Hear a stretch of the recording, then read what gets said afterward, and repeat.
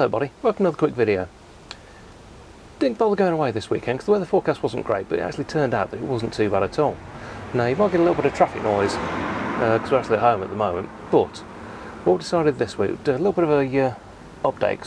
When we were away last weekend, we found that the interior lights seem to be quite glary late at night, especially if you've been driving late at night, so you're used to it being dark. So we decided to buy myself a little dimmer system. That's what we're going to install today, so go and have a look and I'll talk you through it. So the dimmer switch we've gone for is something fairly basic, but essentially it's just 3 wires. You've got a power in, a power out and a ground. I've extended that wire out so that we can actually send it down to where we've got the wire in. I've installed the plugs on there ready to go into the actual sort of light wiring and then into the little control box that I made for it. So the theory of how this works is your LED lights, as long as they are dimmable, are able to be driven by what's known as a pulse width modulation. So essentially you're getting all the power all the time will be on completely. If over say sort of normally they run about sort of 50 Hertz, so 50 times second. So 50 times second they'll be on and off. So on for half, off for half. And the way that LEDs work, they'll actually give you half the brightness. So essentially that would actually sort of bring the light output down. Now the system I've actually bought, I could have made my own, but I decided for ease of use to pick one up. They're fairly cheap and readily available. It's actually what's known as a variable pulse width controller. So that will actually increase the pulse width up to full and bring it down to around about sort of 40%. So it gives a reasonable amount of control over the lighting. So I'll start the process now, so come and have a look. So obviously all our wiring is down behind there, which means for ease of use I'm actually going to remove the fridge so I can get in there, because I'm actually going to mount the controller possibly next or sort of very close to the heater controller, because I think that'll be about the best place for it. So I'll start stripping that out now and I'll show you how I do it. Okay, so first thing we've got to do is actually remove the fridge. Now obviously this is set up on runners, but the runners do let you remove it, so I'll get that done now. Again, I do apologise for say traffic noise. It's generally a very busy road along here on a Saturday these days.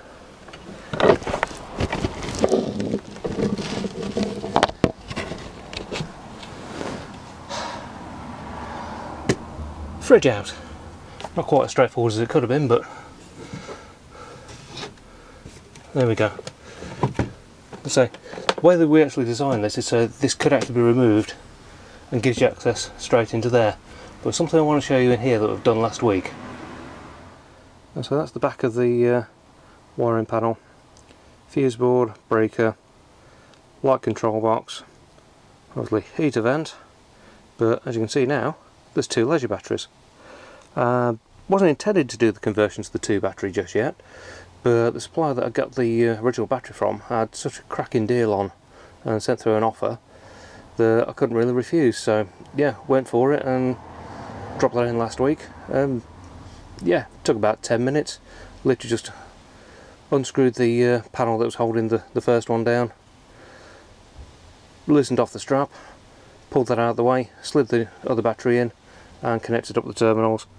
Really straightforward, really easy, exactly how I planned. So yeah, so we've now got 220 amps of power, which is plenty enough, especially as it gets charged every time we run the engine. So yeah, absolutely spot on.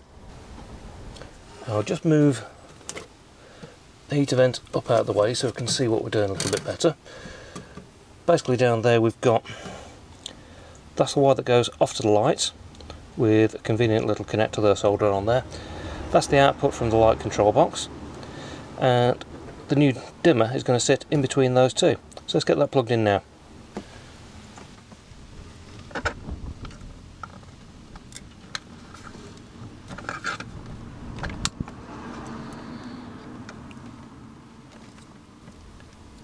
So, time for a quick test. Make sure they've got the wiring right, and let's see what this does. So flip the lights on,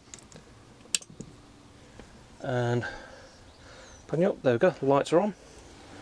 And if I just get that turn that down, you should be able to make out the reduction in brightness. Turn it back up and get brighter again. Works a treat. So let's get this installed and get that finished off. Looks like I'm going to go just along there, so there should be enough room for the knob to pop through. Okay, because I'm going to mount this onto here, the dimmer comes with a handy little blanking plate which is going to go just there. But what I need to do is cut that out, just get that fitted in. So I'm going to do that now. Won't bother filming that bit because it's a bit in depth, but that's where that's going to go. And right, so I'll get that cut in now. I'll show you what it comes out like. And so there we go.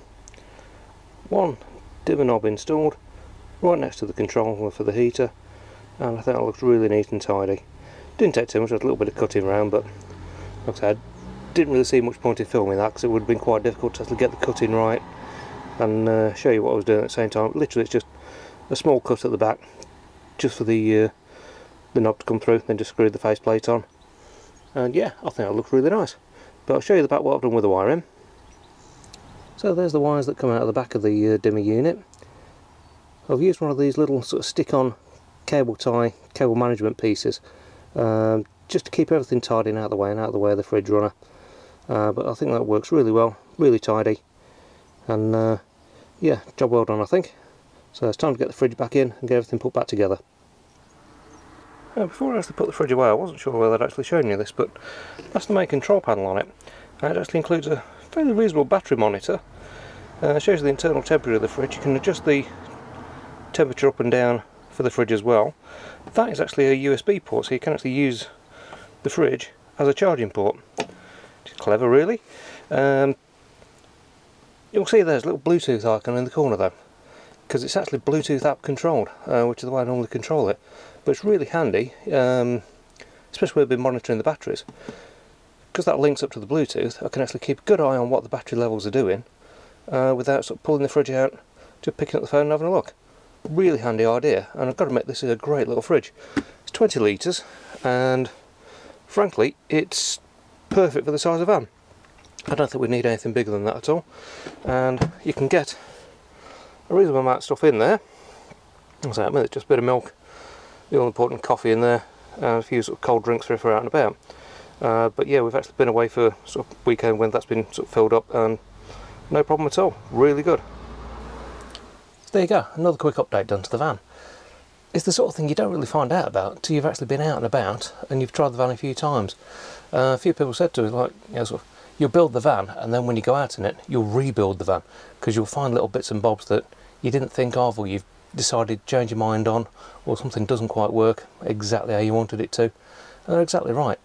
You only really find out what you're doing when you go out and about and sort of start playing with the things that you've set up.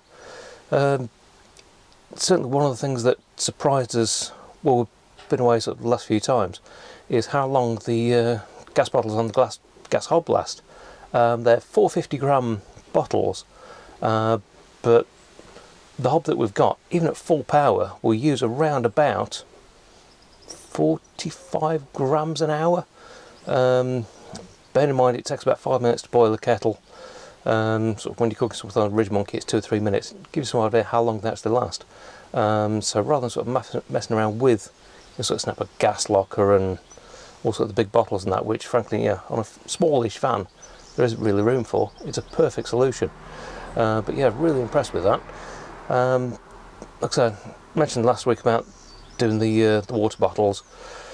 They've been brilliant. The only thing we have changed is moved from using a silicone pipe from the tap to like a hard line, because we actually installed a water filter at home, so we'd actually got some of the hard line piping left behind, just like the poly pipe, and that works better. The problem I found with the smaller bottles and the silicone pipe from the tap is you get it just in the wrong place, you get a little tiny kink, and it's enough to actually sort of stop the tap from actually pumping properly.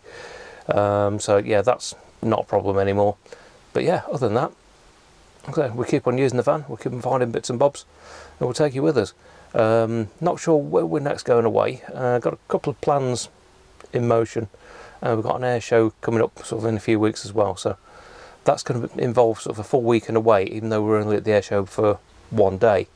So I'll take you with us on that and sort of show you a couple of bits and bobs as well. But yeah, hopefully it's been useful to you and you've seen sort of a couple of little sort of changes that we're doing. But like I say, if you've enjoyed it, please do give us a thumbs up.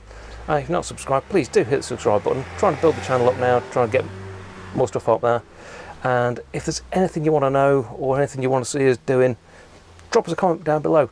Love to see what sort of things you're thinking. And like I say, going to be out and about, certainly through the summer months. And yeah, I think it's going to be really good. But as always, thanks for watching. We'll see you again on the next one. Take care.